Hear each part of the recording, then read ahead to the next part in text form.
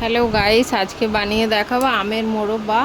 গরম পড়েছে আর আমের কিছু বানাবো না, আমের রেসিপি বানাবো না তা কি হয়। আজকে তাই জন্যে আপনাদের জন্য আমের মোরব্বা বানানোর ভিডিওটা নিয়ে চলে এলাম। আমের মোরব্বা বানানোর জন্য এখানে নিয়েছি 1 কেজি আম।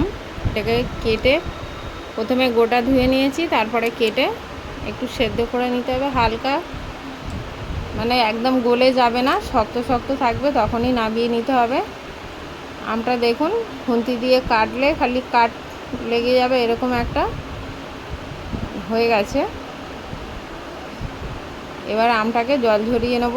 জল ঝরিয়ে নিয়েছি। এবার এখানে আমি নিয়েছি 500 গ্রাম মিশ্রি। মিশ্রি দিয়ে আমের মোরব্বাটা বানালে বেশ দানা দানা সুন্দর হয় খেতে।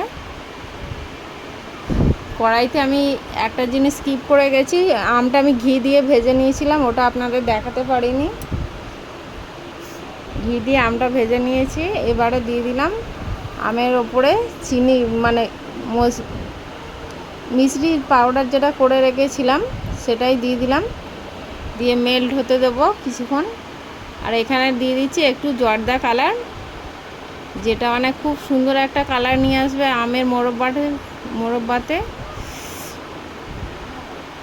এবার দিয়ে দিলাম একটু দালচিনি। দালচিনি দিলে খুব সুন্দর একটা ফ্লেভার আসে আমের মোরব্বাতে। এবারে দিয়ে দেবো যেটা আম আদাটা দিলে সব থেকে খুব সুন্দর একটা ফ্লেভার আসবে আর খেতেও খুব মজার হয়। আম আদা দিলে খুব সুন্দর একটা ফ্লেভার আসবে। আপনারা এভাবে একবার বাড়িতে বানিয়ে দেখবেন, মোরব্বাটা খুব টেস্টি হয়। আর আমার ভিডিওটা যদি ভালো লেগে থাকে লাইক কমেন্ট শেয়ার করবেন। ফেসবুক থেকে দেখলে পেজটি ফলো করবেন, আর ইউটিউব থেকে দেখলে চ্যানেলটিকে সাবস্ক্রাইব করতে ভুলবেন না। আশা করছি আপনাদের ভিডিওটা ভালো লেগেছে। আজকের মতো এখানেই শেষ করছি, টাটা।